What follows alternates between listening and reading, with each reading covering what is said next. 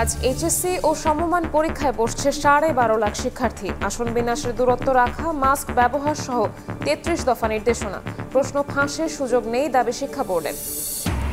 জাতীয় নির্বাচনে অনিয়মের মামলায় আজ আদালতে তোলা হবে সাবেক সিইসি কাজী হাবিবুল্লাহ আউয়ালকে। বাকি আসামিদের ধরতে তৎপরতা অব্যাহত আছে জানালো ডিবি।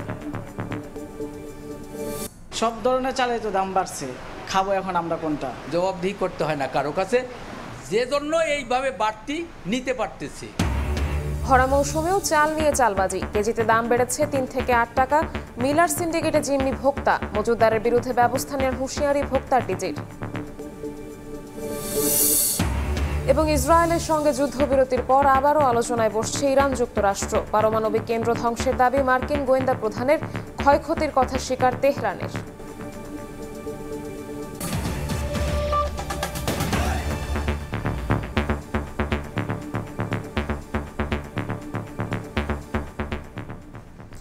সকালের সময়ের সঙ্গে আছি আমি শবনব নিবিড়। বাংলা প্রথম পত্রের মধ্য দিয়ে আজ শুরু হচ্ছে চলতি বছরের এইচএসসি ও সমমান পরীক্ষা। এবার পরীক্ষায় বসবে 12,51,000 পরীক্ষার্থী, যা গত বছরের তুলনায় প্রায় 1 লাখ কম। করোনার সংক্রমণ ঠেকাতে আসন বিন্যাসে দূরত্ব বজায় রাখা, মাস্ক ও হ্যান্ড স্যানিটাইজার ব্যবহার বাধ্যতামূলক সহ 33 দফা নির্দেশনা দিয়েছে আন্তঃশিক্ষা বোর্ড। সব প্রস্তুতি সম্পন্ন জানিয়ে সমন্বয় কমিটি বলছে, প্রশ্ন ফাঁসের কোনো সুযোগ নেই। জাতীয় নির্বাচনে অনিয়মের মামলায় গ্রেফতার সাবেক সিইসি কাজী হাবিবুল্লাহ আউয়ালকে আজ আদালতে তোলা হবে। সকালে ঢাকা সিএমএম কোর্টে তাকে হাজির করার কথা রয়েছে। এর আগে বুধবার রাজধানীর মগবাজার থেকে তাকে গ্রেফতারের পর ডিবি কার্যালয়ে নেওয়া হয়। যুগ্ম পুলিশ কমিশনার মোহাম্মদ নাসিরুল ইসলাম জানান, বিতর্কিত নির্বাচনের অভিযোগে বিএনপি নেতার মামলার 20 নম্বর আসামি সাবেক সিইসিকে আজই তোলা হবে আদালতে। 2 সপ্তাহ ধরে ভোক্তাকে বেশি দামে চাল কিনতে হলেও এর যৌক্তিক কারণ খুঁজে পাচ্ছেন না খোদ বিক্রেতারাও। বরাবরের মতোই তাদের অভিযোগের তীর মিলারদের দিকে। যদিও চালকল মালিকদের দাবি, অসাধু মজুতদাররা বাড়িয়েছেন ধানের দাম। তবে ভরা মৌসুমে চালের দাম বৃদ্ধিকে অসাধু ব্যবসায়ীদের কারসাজি হিসেবে দেখছেন অর্থনীতিবিদরা। ভোক্তাকে স্বস্তি দিতে আইন অমান্যকারীদের বিরুদ্ধে কঠোর ব্যবস্থা নেওয়ার হুঁশিয়ারি দিয়েছেন ভোক্তার ডিজি। চালের তো দাম বাড়ছে, খাবো এখন আমরা কোনটা? ঈদ পার করে এসেই এরকম একটা ধাক্কা। জবাবদিহি করতে হয় না কারো কাছে, যে জন্য এইভাবে বাড়তি নিতে পারতেছি। ক্রেতাদের এমন আক্ষেপের কারণ, ভরা মৌসুমে খুচরা বাজারে হঠাৎ করে বাড়তি দামে কিনতে হচ্ছে চাল। বাজার ঘুরে জানা গেল 2 সপ্তাহে প্রতি কেজি মোটা চালে 2 থেকে 3 টাকা আর সরু চালে 7 থেকে 8 টাকা বেড়েছে দাম। বিক্রেতাদের দাবি, বেশি দামে কিনেছেন তাই বিক্রিও করছেন বেশিতে। ঈদের আগে এবং ঈদের পরে 400 টাকা প্রতি বস্তা। তো আমরা বেশি দিয়ে কিনে এলে তো কম দিয়ে বিক্রি করতে পারবো না। হঠাৎ করে চালের দাম ঊর্ধ্বমুখী হলেও বিক্রেতারাই বলছেন বাজারে চালের কোনো সরবরাহ সংকট নেই, বাড়েনি চাহিদাও। পরিবহন ব্যয় বা শ্রমিকের মজুরি বাড়ার তথ্যও নেই তাদের কাছে। ঈদের পরে আঁকলাম যে 8 থেকে 10 টাকা বাইরে গেলাম, আমরা তো অবাক, বুঝছেন নি? এরকম বার কথা না। এই বছর তো আলহামদুলিল্লাহ খুব সুন্দরে চালগুলো উঠছে, কোনো বন্যা ছিল না, অন্য কোনো সমস্যা ছিল না। তো ওই দিক থেকে এখন বাড়ার কারণ কি? ঠিক কত টাকা খরচ বেড়েছে সেই তথ্য বিক্রেতারা জানাতে না পারলেও কেজিতে 8 টাকা পর্যন্ত বেশি দামে কেন চাল কিনতে হচ্ছে ভোক্তাকে, এমন প্রশ্নের উত্তরে মিল মালিকদের দাবি, হঠাৎ করে ধানের দাম বৃদ্ধির মাসুল গুনতে হচ্ছে চালের বাজারের ভোক্তাদের। স্টক বিজনেসের নাম করে বিভিন্ন পেশার মানুষ, শুধু ধানের কথা বলবো না, ধান, গম, সরিষা ভুট্টা কিনে রেখে দিচ্ছে। তাতে বাজার ব্যবস্থাপনার যে একটা চেইন থাকে, এটা মিলারদের কাছে আর থাকে না। আমরা তাদের কাছ থেকে ধান কিনতে বাধ্য হচ্ছি। এই অবস্থায় ভোক্তাকে স্বস্তি দিতে সরকারি তদারকি বাড়ানোর পরামর্শ অর্থনীতিবিদদের। চালকল মালিক, বড় ব্যবসায়ী এবং কর্পোরেট হাউসের মালিক, তারা এবং তাদের সংঘাত যারা আছে সবাই এর সঙ্গে জড়িত। সরকার পর্যাপ্ত পরিমাণে মনিটরিং ব্যবস্থাটাকে জোরদার করতে পারে, তাহলে সম্ভবত মজুতটা কমিয়ে আসবে এবং বাজারে চালের সরবরাহ বৃদ্ধি। ধান চালের বাজার অস্থিতিশীল করার প্রমাণ পেলে কঠোর পদক্ষেপের হুঁশিয়ারি দিলেন ভোক্তা অধিকার সংরক্ষণ অধিদপ্তরের মহাপরিচালক। যে সমস্ত জায়গায় চাল কল আছে, তারা খাদ্য অধিদপ্তরের কোনো আইনের ব্যত্যয় ঘটছে কিনা, অন্যান্য পাইকারি, খুচরা, সাপ্লায়ার এবং কেউ ব্যবস্থা নিতে আমরা তাদের বিরুদ্ধে ব্যবস্থা নিব। ইতিমধ্যেই চাল উৎপাদন এলাকাগুলোতে তদারকির কাজ শুরু হয়েছে বলেও জানান এই কর্মকর্তা। তার সাথে ভোক্তা অধিকার। MS আরেফিন, সময় সংবাদ, ঢাকা। সকালের সময় আরও থাকছে। খুলনা শহরের দুঃখ, জলাবদ্ধতা, বর্ষায় ভোগান্তি বেড়ে যায় বহুগুণ, শত শত কোটি টাকা খরচেও মিলছে না সুফল। টেকসই পানি নিষ্কাশন ব্যবস্থার ওপর জোর বিশেষজ্ঞদের। বিদেশে ভালো কাজের প্রলোভনে সর্বস্ব হারিয়েছে ঝিনাইদহের কোটচাঁদপুর ও মহেশপুর উপজেলার 12টি পরিবার। গত 8 মাস ধরে একটি বাড়িতে আটকে রাখা হয়েছে তাদের। কাজ না দিয়ে উল্টো আরও টাকা পাঠানোর কথা বলছে দালাল চক্র। দেয়া হচ্ছে হুমকিও। এ বিষয়ে থানায় লিখিত অভিযোগ করেছেন ভুক্তভোগী একজনের পরিবার। বাদী পক্ষকে আদালতের দ্বারস্থ হওয়ার পরামর্শ পুলিশের। লোটাস রহমান সোহাগের রিপোর্ট। ঝিনাইদহের কোটচাঁদপুর উপজেলার কাকমারি গ্রামের কৃষক মোহাম্মদ হানিফ জীবিকার তাগিদে তার ছেলে সজীব হোসেন 8 মাস আগে 4.5 লাখ টাকা খরচ করে কাতার যান, কিন্তু এখনো তার কোনো চাকরি নেই পর্যাপ্ত খাবারও। একই অবস্থা একই গ্রামের বিধবা নারী নূরজাহান বেগমের ছেলে সাইদুল ইসলামের। অভিযোগ উঠেছে স্থানীয় নজরুল ইসলাম ও তার কাতার প্রবাসী ছেলে মাসুম বিল্লাহ মামুন কোটচাঁদপুর ও মহেশপুর উপজেলার সজীব সাইদুল সহ 12 জনের কাছ থেকে বড় অঙ্কের টাকা নিয়ে কাতারে নিয়ে যান। সেখানে নেওয়ার পর তাদের আটকে রাখা হয়েছে একটি বাড়িতে। কাজ না দিয়ে উল্টো আর টাকা পাঠানোর কথা বলছে নজরুল মামুন। দেয়া হচ্ছে হুমকিও। কাজকর্ম দেয় না, কোনো খাওয়া দেয় না ঠিক মতো, উল্টো টাকা চাচ্ছে, খুব জুলুম অত্যাচার হচ্ছে। আমি এখানে আর থাকতে পারছি না, দেশে ফেরত যেতে চাই, আমার টাকা পয়সা সে ফিরিয়ে দিন। কোনো উপায় না পেয়ে থানায় লিখিত অভিযোগ করেন ভুক্তভোগী একজনের পরিবার। শিগগিরই সন্তানদের দেশে ফিরিয়ে আনার দাবি তাদের। নাদের হাল করে, তারা কথাবার্তা আমাদের শোনে না, মেনেও নেয় না, আমার ছেলেবেলে কাজও দেয় না। গরু বেচেছি, জমি বন্ধক দিয়েছি, আমি কিস্তি তুলেছি, লাভে টাকা নিয়ে আইছি। ঘরে তালা দিয়ে পলাই চলে গেল আজ 3-4 দিন, বাড়ি ঘরে নেই। আমরা আইনের কাছে সুষ্ঠু বিচার চাই, এইটুকুই শেষ কথা।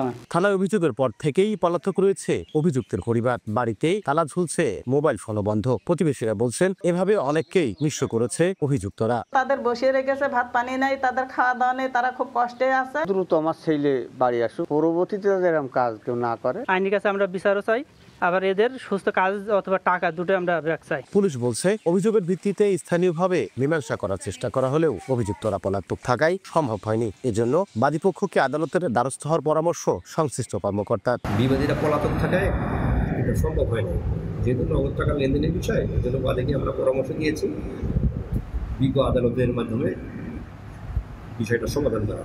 ভুক্তভোগীদের তথ্য মতেই তারা এখন পর্যন্ত কাতারের সালাল মোহাম্মদ এলাকায় একটি বাড়িতে অবস্থান করছেন।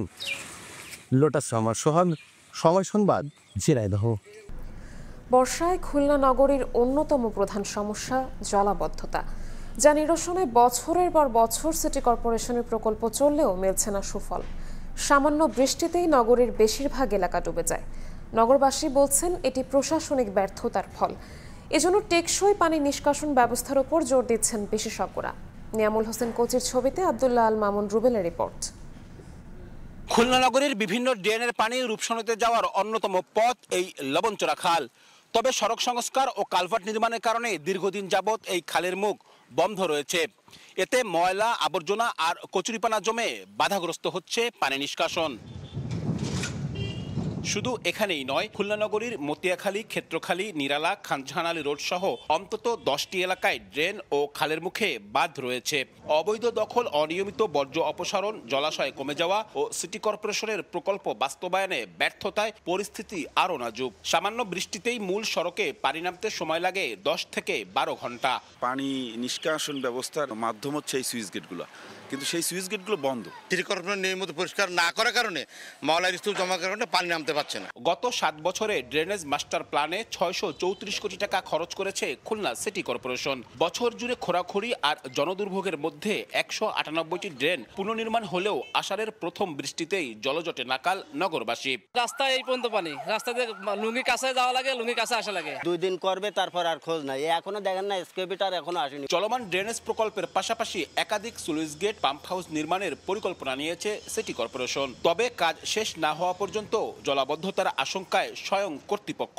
পাম্প হাউস যতক্ষণ পর্যন্ত আমি চালু করতে না পারবো, ইন্টারমিডিয়েট পিরিয়ডে এই জলাবদ্ধতা থাকবে। পরিকল্পিত উন্নয়নের জন্য যদি এই খাল, নালা এবং এই অন্যান্য জলাশয়গুলো অবৈধভাবে ভরাট না হয়, সেই উদ্যোগ গ্রহণ করে তাহলে একটা সম্ভব। বর্তমানে 1206 বর্গ কিলোমিটার নতুন ড্রেন ও 414 কিলোমিটার ড্রেন পুনর্নির্মাণের কাজ চলমান রয়েছে খুলনা সিটি কর্পোরেশনে। আব্দুল্লাহ আল মামুন রুবেল, সময় সংবাদ, খুলনা। সকালের সময় আরও থাকছে টেস্ট মর্যাদার রজত জয়ন্তীতে ক্রিকেট উৎসব। 25 বছরের পরিসংখ্যান কষ্ট দেয় সাবেকদের। ঘরোয়া লিগের দুরবস্থা নিয়ে আক্ষেপ, সঠিক পরিকল্পনায় এগিয়ে যাওয়ার পরামর্শ। সড়ক পথে রাজধানীর সঙ্গে দক্ষিণাঞ্চলের যোগাযোগ ব্যবস্থায় সম্ভাবনার দুয়ার খোলা পদ্মা সেতুর 3 বছর পূর্তি আজ। 2022 সালের 26 জুন পদ্মা সেতুতে শুরু হয় যান চলাচল। এরপর 3 বছরে টোল আদায় হয়েছে 2,504,62,62,800 টাকা। যান পারাপার হয়েছে 1,94,71,692টি। নাসিরউদ্দিন উজ্জ্বলের রিপোর্ট, ছবি তুলেছেন আবু সাইদ।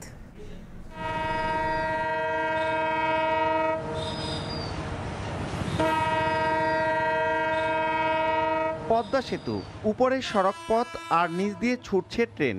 উত্তাল নদী পারাপারে ভোগান্তি থেকে শুধুই মুক্তিই দেয়নি এই সেতু, পাল্টে দিয়েছে দক্ষিণের আর্থসামাজিক অবস্থাও। খুলছে সম্ভাবনার দুয়ার।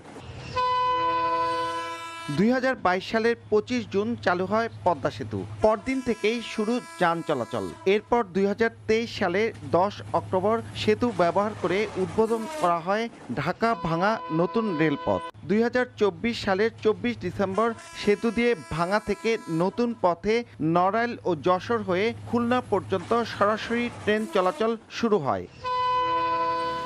এর আগে 2022 সালের ডিসেম্বরে পদ্মা সেতু প্রকল্পের আওতায় নির্মাণ করা খুঁটি ব্যবহার করে জাতীয় গ্রিডে যুক্ত করা হয় পায়রা ও রামপালের বিদ্যুৎ। সেতুতে স্থাপিত পাইপলাইন ব্যবহার করে দক্ষিণের জনপদকে আরেক ধাপ এগিয়ে দিতে এখন অপেক্ষা গ্যাসের। ফেরিতে যাইতাম, অনেক ভোগান্তি ভুগতে হইতো, কিন্তু পদ্মা সেতুর কারণে আমরা সেই ভোগান্তিটা আর হচ্ছে না। আমাদের তাড়াতাড়ি যেতে পারতেছি। এটা আমাদের জন্য, দক্ষিণ অঞ্চলের জন্য আমাদের জন্য খুবই সৌভাগ্যের ব্যাপার। রিল্যাক্সে বাড়ি যাইতে পারি, খুব আনন্দদায়ক হিসেবে। 36 ঘন্টার প্রস্তুতি নিয়ে ঢাকাতে আসতে হতো, এখন বাসায় যাব বা আসবো মানে 3 ঘন্টার প্রস্তুতি নিলেই হয়ে যায়। কর্তৃপক্ষ বলছে প্রতি বছরই টোল আদায় বাড়ছে। প্রথম বছর টোল আদায় হয় 798 কোটি 60 লাখ, দ্বিতীয় বছর 850 কোটি 43 লাখ এবং তৃতীয় বছর 861 কোটি 22 লাখ টাকার বেশি। মাইলস্টোন, বাংলাদেশ সবচেয়ে বড় স্থাপনা, বড় সেতু। 3টা বছর আমরা কোনো নির্বিঘ্নে বড় হ্যাসেল ছাড়া পার করতে পারতেছি। আশা করি এবারটা যদি পার করতে পারি তাহলে আমাদের জন্য আনন্দদায়ক বিষয় হবে আর কি। সরকারকে আমরা প্রতি 3 মাস পর পর কিস্তি আকারে বছরে এই পুরো টাকাই কিন্তু পরিশোধ করি। এরপরে 15% ভ্যাট আকারেও আমরা টাকা দিয়ে থাকি। পদ্মা সেতু চালুর 3 বছরে পারাপার হয়েছে 1,94,71,692টি যানবাহন। 3 বছরে পদ্মা সেতুর টোল আদায় প্রায় 2,500 কোটি টাকা। নাসিরউদ্দিন উজ্জ্বল, সময় সংবাদ, মুন্সিগঞ্জ। কেন্দ্রে কেন্দ্রে আসতে শুরু করেছে এইচএসসি পরীক্ষার্থীরা। সে খবর জানাতে এই মুহূর্তে রাজধানীর মিরপুর সরকারি বাংলা কলেজে আছেন সহকর্মী শাকির আহমেদ, চট্টগ্রামে ফেরদৌস লিপি, ময়মনসিংহে উবায়দুল হক এবং বরিশালে আছেন অপূর্ব অপু। প্রথমেই সরাসরি যাচ্ছি শাকিরের কাছে। শাকির,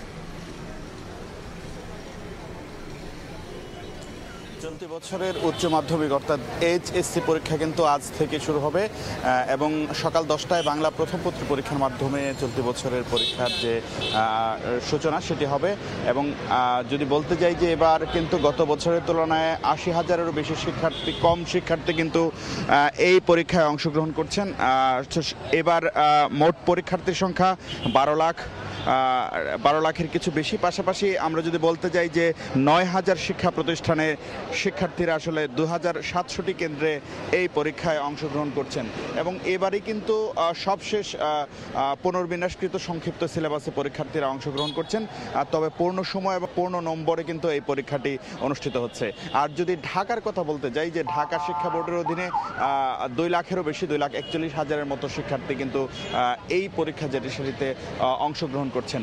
আরেকটি বিষয় বিশেষভাবে জানিয়ে রাখতে চাই, যেহেতু কোভিড সংক্রমণের একটি প্রবণতা লক্ষ্য করা গেছে, সেক্ষেত্রে বোর্ডগুলোর পক্ষ থেকে কিন্তু শিক্ষার্থীদের আসলে নিরাপত্তার পাশাপাশি স্বাস্থ্য ঝুঁকির কথা বিবেচনা রেখে তাদেরকে কিন্তু নির্দেশনা দেওয়া হয়েছে। সেই ক্ষেত্রে মাস্ক পরিধান করে কেন্দ্রে প্রবেশ করা, হ্যান্ড স্যানিটাইজেশন থেকে শুরু করে স্বাস্থ্য সুরক্ষার যে বিষয়গুলো সেগুলো যেন পরিপূর্ণভাবে খেয়াল করা হয় সেই বিষয়গুলো কিন্তু বোর্ডের পক্ষ থেকে অনুরোধ করা হয়েছে এবং সেটি যেন বাধ্যতামূলকভাবে পালন করা হয় সেই ব্যবস্থাটি মনিটরিং যেন কেন্দ্র থেকে করা হয় সেই কেন্দ্র প্রধানদের প্রতি বা কেন্দ্র যারা দায়িত্বে আছেন তাদের প্রতি কিন্তু সেই নির্দেশনাও দেওয়া হয়েছে। রাজধানী ছাড়াও সারা বাংলাদেশে পরীক্ষা অনুষ্ঠিত হচ্ছে এবং 11টি শিক্ষা বোর্ডে অর্থাৎ কারিগরি ও মাদ্রাসা সহ 11টি শিক্ষা বোর্ডে এই পরীক্ষাটি অনুষ্ঠিত হচ্ছে। আমি যদি বলতে যাই এবার কিন্তু সবচেয়ে বেশি পরীক্ষার্থী ঢাকা শিক্ষা বোর্ডের অধীনে, পাশাপাশি যদি বলতে যাই যে সবচেয়ে কম পরীক্ষার্থী কিন্তু বরিশাল শিক্ষা বোর্ডের অধীনে। তো পরীক্ষা শুরু হতে এখনো 1.5 ঘন্টা বাকি, কিন্তু শিক্ষার্থীরা কিন্তু বা যারা পরীক্ষা দিবেন তারা কিন্তু বিভিন্ন কেন্দ্রের সামনে এখনই এসে অপেক্ষা করছেন এবং শেষ মুহূর্তটা তারা যেন হাতছাড়া করতে চান না, সেই হাতছাড়া করতে না চাওয়ার প্রবণতায় তাদের মধ্যে দেখা গেছে।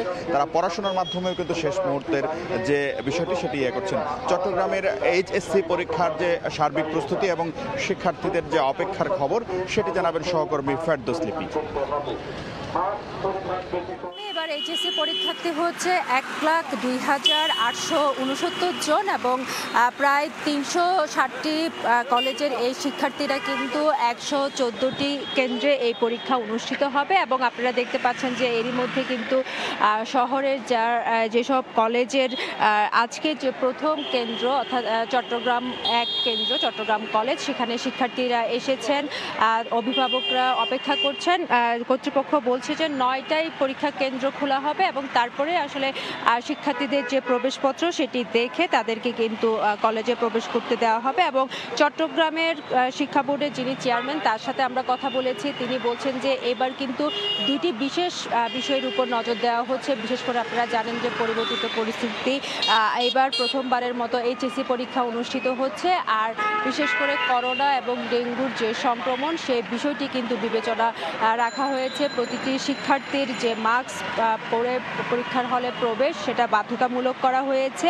এছাড়া স্বাস্থ্যবিধি যেন নিশ্চিত হয় সে বিষয়ে কিন্তু বিশেষ করে যারা এখানে আমরা দেখেছি যে কলেজের কর্তৃপক্ষ এবং স্বেচ্ছাসেবকরা আছেন তারা কিন্তু বারবার অভিভাবকদের সচেতন করার চেষ্টা করছেন যেন স্বাস্থ্যবিধি মেনে হলের সামনে পরীক্ষা কেন্দ্রের সামনে অবস্থান সেটা নেয় এবং বলছেন যে দূরত্ব বজায় রাখার জন্য মূলত পরীক্ষা কেন্দ্রে শুধুমাত্র পরীক্ষার্থীদেরকে প্রবেশ করতে দেওয়া হবে। বাইরে যে অভিভাবকরা আছেন যে অভিভাবকরা তারা যেন হল থেকে কেন্দ্র থেকে দূরত্ব বজায় রাখে সেই বিষয়টি কিন্তু তার বারবার বলছেন। আর সিএমপির পক্ষ থেকে পরীক্ষা কেন্দ্রের যে 200 গজ এই 200 গজের মধ্যে কিন্তু বিশেষ নিরাপত্তা ব্যবস্থা নেওয়া হয়েছে। তো এই ছিল আমার কাছে এখনো পর্যন্ত সর্বশেষ। আমরা ময়মনসিংহে চলে যাব। ময়মনসিংহে ওবায়দুল্লাহ আমাদের সহকর্মী আছেন, সেখানকার কথা জানাবেন। ময়মনসিংহ বিভাগেও অর্থাৎ ময়মনসিংহ শিক্ষা বোর্ডের অধীনে ময়মনসিংহের 4 জেলায় কিন্তু শুরু হচ্ছে এইচএসসি ও সমমান পরীক্ষা। ইতিমধ্যে কিন্তু সব ধরনের প্রস্তুতি সম্পন্ন হয়েছে এবং শিক্ষার্থীরা কিন্তু এই যে কেন্দ্রগুলোতে আসতে শুরু করেছেন। যেহেতু প্রথম দিনের পরীক্ষা, রাস্তাঘাটে যানজটের একটি সম্ভাবনা থাকে এবং সেই যানজটের আশঙ্কা থেকে কিন্তু সকাল 8টার মধ্যেই এখানে শিক্ষার্থী আসতে শুরু করেছেন। আমি এখন আছি ময়মনসিংহের ঐতিহ্যবাহী বিদ্যাপীঠ আনন্দমোহন কলেজের সামনে। এখানে আমরা নিশ্চয়ই দেখতে পাচ্ছেন যে নটরডেম, মোমেনুন্নেসা এবং যারা এখানে শিক্ষার্থী রয়েছেন, আলমগীর মিন্টু মেমোরিয়াল কলেজের শিক্ষার্থী, সেই 3টি কলেজের শিক্ষার্থী প্রায় 4,329 জন শিক্ষার্থী কিন্তু এই কেন্দ্রটিতে এসে কিন্তু ইতিমধ্যে অনেকেই এসে হাজির হয়েছেন। তারা কিন্তু ইতিমধ্যে এখানকার যে সিট প্ল্যান সেই সিট দেখে নেওয়ার চেষ্টা করছেন। আমরা একটু জানিয়ে রাখি যে ময়মনসিংহ বিভাগের 4 জেলায় অর্থাৎ ময়মনসিংহ বোর্ডের অধীনে এই 4 জেলায় কিন্তু 78,994 জন শিক্ষার্থী এবার এই এইচএসসি পরীক্ষায় বসবেন। এর মধ্যে নিয়মিত শিক্ষার্থী 59,141 জন। এর মধ্যে ছাত্রীর সংখ্যা কিন্তু বেশি, ছাত্রী 41,657 জন এবং ছাত্র রয়েছে 37,337 জন। এই 106টি কেন্দ্রে 106টি মোট কেন্দ্রে কিন্তু এই পরীক্ষা অনুষ্ঠিত হচ্ছে এবং এই একটি কেন্দ্র কিন্তু সব ধরনের প্রস্তুতি ইতিমধ্যে সম্পন্ন হয়েছে। আমরা এখন চলে যাব বরিশালে, সেখানকার খবর জানাবেন আমাদের সহকর্মী অপূর্ব অপু।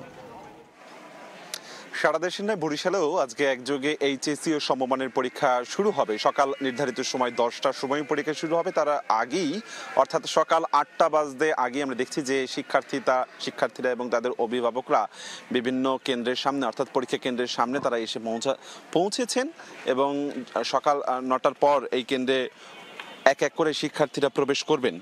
বরিশাল শিক্ষা বোর্ডের পরীক্ষা নিয়ন্ত্রক জিএম শহীদুল ইসলাম আমাদেরকে নিশ্চিত করে জানিয়েছেন যে 61,025 জন এবছর পরীক্ষায় রেজিস্ট্রেশন করেছেন, তারা পরীক্ষায় অংশ নেবেন এবং তার মধ্যে 18টি ভিজিলেন্স টিম গঠন করা হয়েছে এই পরীক্ষা যাতে সুষ্ঠু, নির্বিঘ্ন এবং নকলমুক্ত পরিবেশে হয় তার জন্য। এর বাইরে 141টা রয়েছে মোট পরীক্ষা কেন্দ্র। বরিশাল বিভাগে 6টি জেলা রয়েছে এবং এখানে 349টি কলেজে অংশ নিচ্ছে 61,025 জন শিক্ষার্থীরা এবং এক এক করে শিক্ষার্থীরা আসছেন এখানে। এই প্রত্যেকটি শিক্ষা প্রতিষ্ঠানের সামনেই চার্ট টানানো হয়েছে, এরই মধ্যে সেই চার্ট দেখে শিক্ষার্থীরা এক এক করে ভিতরে প্রবেশ করবেন।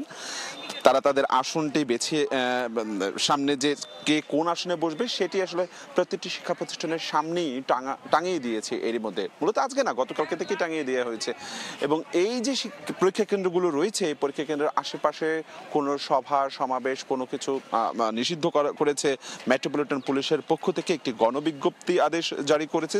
এই সমস্ত পরীক্ষা কেন্দ্র এইচএসসি পরীক্ষার যতগুলো কেন্দ্র রয়েছে কোনো কেন্দ্রের সামনেই কোনো সভা সমাবেশ করতে পারবে না। আরেকটি বিষয়, যেহেতু আপনি জানেন যে বরিশালে করোনার একটি প্রকোপ চলছে, করোনা প্রাদুর্ভাবটি অনেক প্রকট আকার ধারণ করছে, সেই সাথে সাথে ডেঙ্গুর প্রকোপ চলছে এবং সেই সাথে সাথে করোনাও দরজা করা নাড়ছে। ডেঙ্গুর প্রকোপটা অনেক বেশি, গতকালকেও নতুন করে 118 জন করোনা শনাক্ত হয়েছে।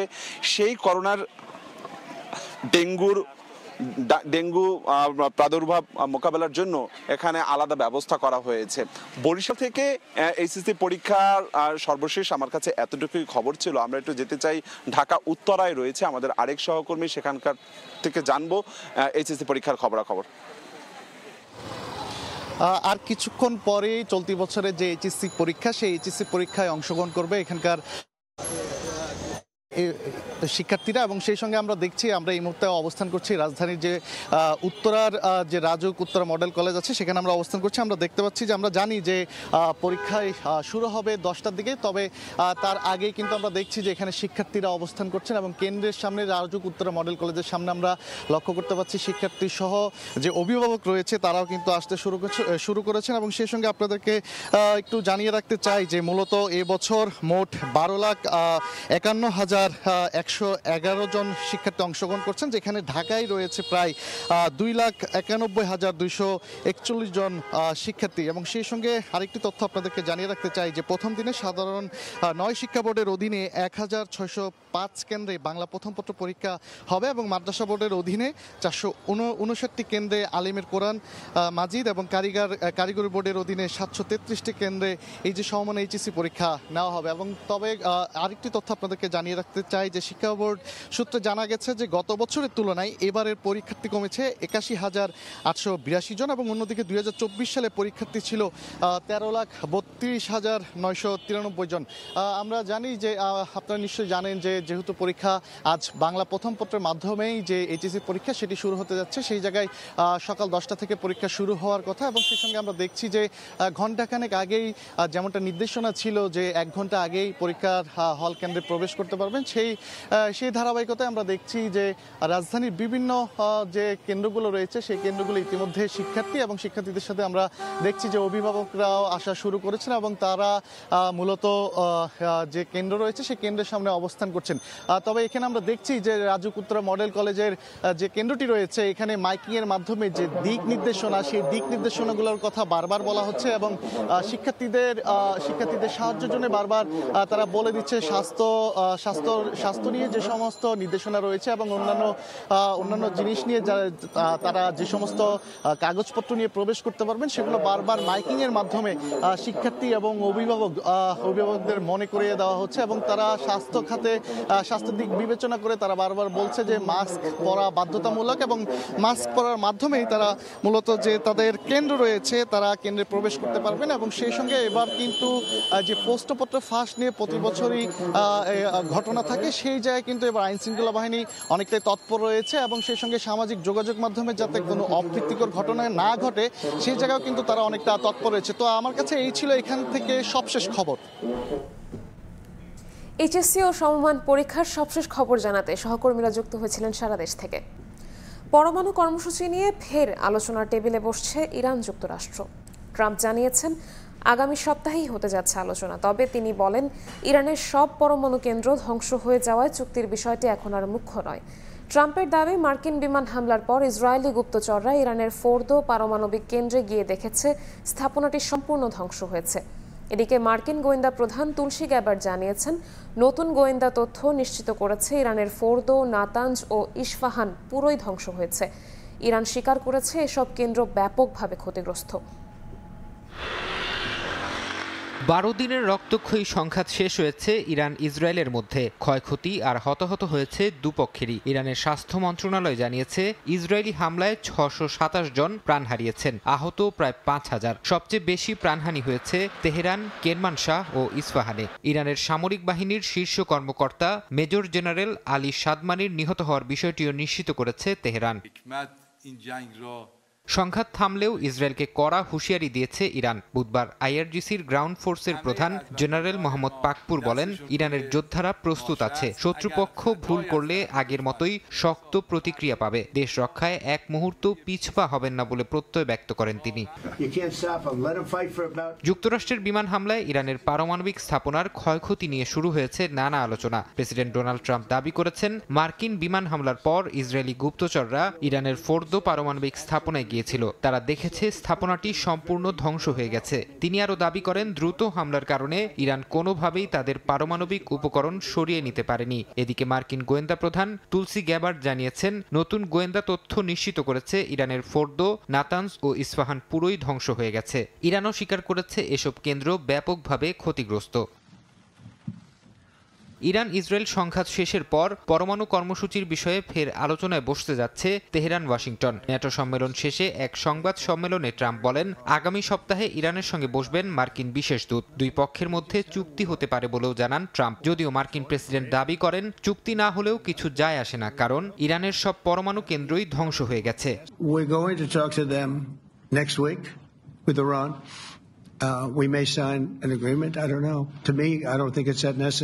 এদিকে ইসরায়েলি প্রধানমন্ত্রী বিনিয়ামিন নেতানিয়াহু বলেছেন, ইরানে হামলার জন্য যুক্তরাষ্ট্রকে ইসরায়েলের চাপ দেওয়ার অভিযোগ পুরোপুরি ভিত্তিহীন। তিনি দাবি করেন, প্রেসিডেন্ট ট্রাম্প নিজ সিদ্ধান্তেই ইরানের পারমাণবিক স্থাপনায় হামলা চালিয়েছেন, যা যুক্তরাষ্ট্রের জাতীয় স্বার্থ থেকেই এসেছে। ফরহাদ চৌধুরী, সময় সংবাদ। ভারতের হিমাচল প্রদেশে টানা বৃষ্টিতে আকস্মিক বন্যায় অন্তত 2 জনের মৃত্যু হয়েছে। নিখোঁজ রয়েছেন আরও অন্তত 20 জন। বুধবার ভোর থেকে শুরু হওয়া বৃষ্টিতে রাজ্যের কাংড়া জেলার মানুনি খাদের পানি হঠাৎ বেড়ে যায়। এ সময় একটি নির্মাণ প্রকল্পের প্রায় 20 জন শ্রমিক ভেসে যায়। পরে অভিযান চালিয়ে তাদের 2 জনের মরদেহ উদ্ধার করা হয়েছে। বাকিরা নিখোঁজ আছেন। প্রবল বর্ষণে প্রকল্পের কাজ বন্ধ থাকায় শ্রমিকরা যখন অস্থায়ী ঘরে বিশ্রাম নিচ্ছিলেন, ঠিক তখনই খাদের ঢল তাদের ভাসিয়ে নিয়ে যায়। ভারী বৃষ্টিতে রাজ্যের কুল্লু জেলার বিভিন্ন এলাকাতেও দেখা দিয়েছে তীব্র বন্যা। সেখানে 3 জন নিখোঁজ আছেন। বহু বাড়িঘর, সেতু ও রাস্তার ক্ষয়ক্ষতি হয়েছে। দুর্যোগপূর্ণ আবহাওয়ার মধ্যে উদ্ধার কাজ চলছে বলে জানিয়েছে স্থানীয় প্রশাসন। আবহাওয়া দফতর জানিয়েছে, আগামী কয়েকদিন আরও ভারী বৃষ্টিপাতের আশঙ্কা রয়েছে। টেস্ট স্ট্যাটাস প্রাপ্তির 25 বছর পূর্তিতে আবেগ আপ্লুত সাবেক ক্রিকেটাররা। রজত জয়ন্তী আয়োজনের অংশ হতে পেরে রোমাঞ্চিত তারা। তবে এলিট ফরম্যাটে বাংলাদেশের পরিসংখ্যান কষ্ট দেয় বাসার পাইলট রফিকদের। ঘরোয়া ক্রিকেট কাঠামোর দুরবস্থা নিয়েও আক্ষেপের শেষ নেই। যদিও হাল ছাড়তে নারাজ সাবেকরা। তাদের মতে, সঠিক পরিকল্পনা এগুলো শীর্ষ 5 টেস্ট দলের একটা হওয়ার মতো সামর্থ্য আছে বাংলাদেশের। বিস্তারিত মাকসুম আলম খানের রিপোর্টে।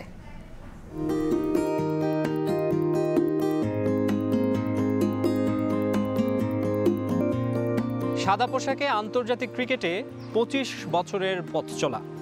2 যুগেরও বেশি সময়ে কয় ধাপ ওপরে উঠল টেস্ট দল।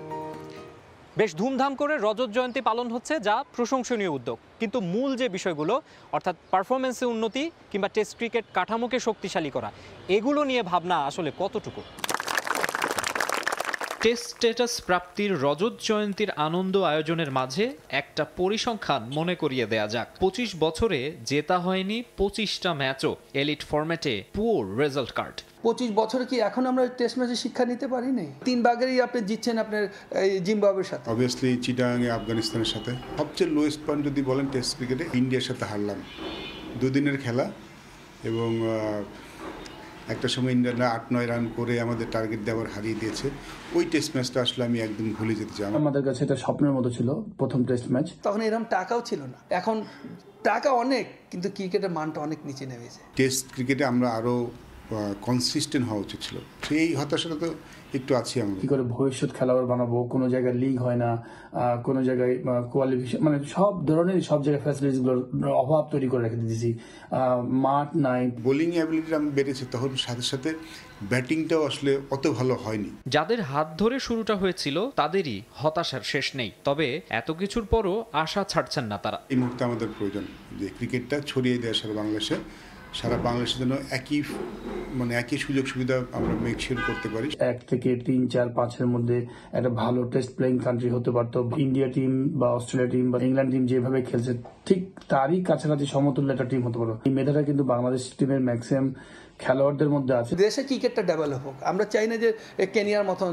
আমাদের দেশে ক্রিকেটটা হোক। দেশকে টেস্ট স্ট্যাটাস উপহার দেয়া এই সেনানীদের পরামর্শ নিয়ে কার্যকর পদক্ষেপ নেবে বিসিবি। রজত জয়ন্তী উদযাপনের মুহূর্তে এটাই আশা ক্রিকেট প্রেমীদের, নইলে যে এই প্রবাদই সত্য হবে, আগে পাছে লণ্ঠন, কাজের বেলায় ঠনঠন। মাকসুম আলম খান, সময় সংবাদ, ঢাকা। সকালের সময় শীর্ষ সংবাদগুলো জানিয়ে দিচ্ছি আরেকবার। আজ শুরু হচ্ছে এইচএসসি ও সমমান পরীক্ষা। কেন্দ্রে কেন্দ্রে শিক্ষার্থীরা মাস্ক ব্যবহার সহ 33 দফা নির্দেশনা। প্রশ্ন ফাঁস ঠেকাতে কঠোর অবস্থানে শিক্ষা বোর্ড। জাতীয় নির্বাচনে অনিয়মের মামলায় আজ আদালতে তোলা হবে সাবেক সিইসি কাজী হাবিবুল আউয়ালকে। বাকি আসামিদের ধরতে তৎপরতা অব্যাহত আছে জানালো ডিবি। এবং ইসরায়েলের সঙ্গে যুদ্ধবিরতির পর আবারও আলোচনায় বসছে ইরান যুক্তরাষ্ট্র। পারমাণবিক কেন্দ্র ধ্বংসের দাবি মার্কিন গোয়েন্দা প্রধানের, ক্ষয়ক্ষতির কথা স্বীকার তেহরানের।